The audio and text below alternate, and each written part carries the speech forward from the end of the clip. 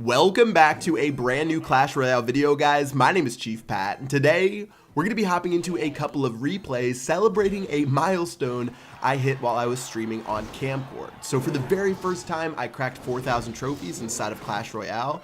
Obviously, with some new players coming into the game since global launch, it gave me a little bit more of a pool to play from, and I ended up streaming for a while and hitting number 4 in the world and being the only level 11 within the top 9 players. So pretty exciting stuff. If you guys have never come out to one of my live streams, like I said, I stream on Camcord every single week. I try to make like an announcement video whenever I stream, but make sure you guys check me out if you haven't already. I will throw my info in the description below, but I was playing a lot of level 12s and it ended up having a decent amount of success. So this replay here was against Smurf. You guys have seen him in a couple of videos. Obviously at the top, I play a lot of the players at the same time. So this is one from when I was playing him. So far so good. Things are pretty even, and you can see he does have elixir collectors, and I don't have a great thing to counter it with right now. So I'm sort of just playing defense. I really have to rely on him making uneven trades by trying to stop some of his attacks. So that's what I'm doing here with the barbarians and the dragon. And then I can go on the counter attack and try to take him out. Okay, so it looks like he has his princess walking down the lane. Those barbarians are as good as toast. He's also going to drop that dark prince, which we're going to go ahead and play our own dark prince to counter that. Make sure your dark prince is away from the tower whenever you try to use your dark prince to counter theirs, because the dark prince does do AoE damage, and if you try to drop a troop too close to the tower, you'll end up taking a lot of damage, similar to how he is right now as my dark prince pounds away on that tower. So far so good. Even though I haven't been able to deal with those elixir collectors, I've still managed to play most of the game on my side of the map, and as you guys know, that's one of the most important things inside of Clash Royale, having your own towers help you out and then launching a counter attack.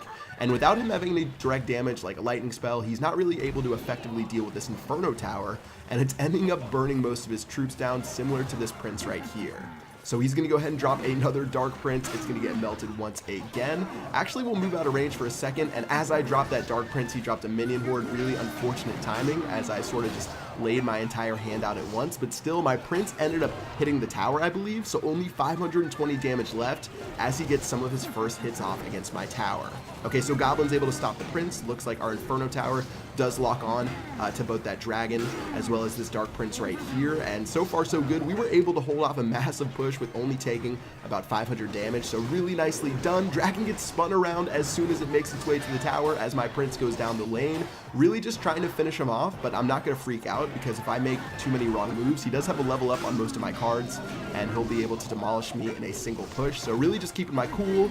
Goblins almost took out that princess, a little bit unlucky that they weren't able to, and again, gonna go ahead and play another Inferno tower, another princess to clean up this minion horde, and he's starting to make a big push. I was up a massive amount of hit points, but at this time I only have 859 hit points on my tower left, so I really have to end it within the next bid. So he's going to drop his prince right now. Looks like my dark prince is going to meet it right in front of the tower, and watch my princess. Those arrows have such a gigantic radius that the arrows were long enough and spread out enough to hit his tower, giving him only 55 hit points left. And since I'm not rocking a lightning spell for the first time in who knows how long, I can actually just use the arrows to clean up the remainder of the building. I was a little bit worried without having any direct damage in this deck besides the arrows, but came in clutch towards the very end, giving us a 1 crown to 0 victory. And let's go ahead and check out the leaderboards. So you can see right here, I am number 5 in the world at 4,053 trophies. We've got a bunch of level 12s around me, as well as some familiar cheaters from the videos I've made in the past. But anyways, looking pretty good. Again, the only level 11 up here right now, and we'll see how long I can stick around. It was a pretty big deal to me to hit 4,000 trophies, and there's still plenty of time left in the season, so who knows where it'll go from here, and this should definitely be the biggest amount of trophies that we've seen inside a single legendary season. Okay, so one more replay. We're going to be playing Thorburn from HK Esports. Let's take a look at his deck. He is a level 11, which is really uncommon for me now. I really run into level 12s nonstop, and I'll probably be level 12 sometime soon, but let's go ahead and start it off. I accidentally didn't play a card for the first couple seconds and cost myself, I think, like 1 or 2 elixir, and now he's going to start making his way down the lane, and it looks like his Dark Prince is going to run and go ahead and hit my own Dark Prince. I was worried that his Dark Prince was going to run towards my princess, but luckily I was able to distract him, and now that he's closing in, we should have plenty of damage to take out those 2 troops and our princess will even stay alive as well. So very nicely done, no damage on our towers. We even have that offensive princess. He's gonna drop his wizard, which is a great counter against my barbarians, and as he drops his barbarians, it's time for a counter push, because I know that 5 plus 5 equals 10. I know game breaking stuff, guys. 5 elixir from the barbarians, 5 elixir from the wizard means he has 0 elixir left to defend the right hand side, which means I'm just gonna drop that prince and get a massive amount of damage off on that tower. Okay, so goblins to counter that mini P.E.K.K.A, nice and effective. He has an ice wizard, but as you guys may have noticed, the ice wizard does not do a lot of direct damage to towers, so not going to play anything in response just yet, and let's go ahead and see how much damage it takes. And only at about, let's say, 72 damage per hit. Not going to do that much for a 3 elixir card, so going to go ahead and reset the battlefield from here. We are even on elixir, and let's go ahead and see what we want to play first. So out of the cards I have in my hand, Princess is definitely the best card to play whenever I have full elixir. Gonna go ahead and drop it in the back and build up an army. I've got an Inferno Tower in my hand. That's the second best card I can play right now. I don't want to go on the offensive push. I want to keep fighting on my side of the map. And now that he's made his way into my Inferno Tower's range, I'm gonna go ahead and drop my barbarians before they could have attacked my princess. And now we've got a free princess. We've got half HP on our Inferno Tower, and we definitely made a positive trade right there. Okay, so Witch is going down on the right-hand side. I'm going to drop the double trouble combo, the Prince and the Dark Prince, the brothers in action, going crazy on the left-hand side of the map. Looks like we are going to take down that Ice Wizard in a second. He's going to drop his own Prince, though, but meanwhile, on the right-hand side, we still only have 449 HP left, which is making it pretty juicy to attack. So let's go ahead and see if we can keep moving down that lane. So Barbarians to counter that Prince Ice Wizard combo. Looks like we have the Dragon as well as the Prince on the right hand side. Only a couple of hits left on this tower should do it, but we're sort of getting stonewalled right now. Like I said, Lightning would finish off this tower for us, but we took it out of our deck.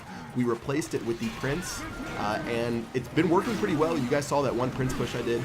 Pretty much won me the game, or got close to winning me the game. It took almost 2,500 HP off that tower, but still not having that direct damage source is so frustrating sometimes, seeing as I'm so close to winning. Okay, so at this point, he's going to go ahead and pretty much go all out on the right-hand side. He doesn't want me to take that tower, so he may as well just drop all of his troops over here.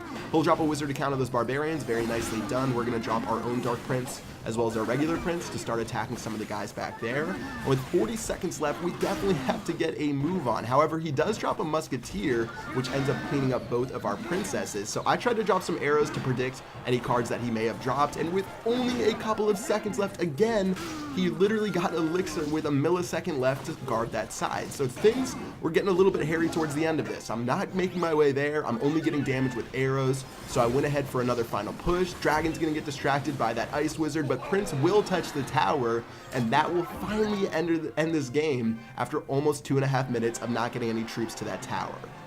So good game to Thorburn. Overall, some great games today. Again, over 4,000 trophies for the first time ever for me, and I'm pretty happy as far as this leaderboard push goes. So again, guys, check me out on Camcord if you ever want to see me live streaming, as well as over the next couple of days, as well as weeks. A lot of you guys have been telling me to make guides for different cards and different strategies. I definitely plan on doing that, so keep your eyes open, and you'll probably be seeing that sometime soon. So until next time, that is going to wrap it up for this video. Make sure you guys drop a like if you enjoyed it. Until next time, I will see you guys later. Peace.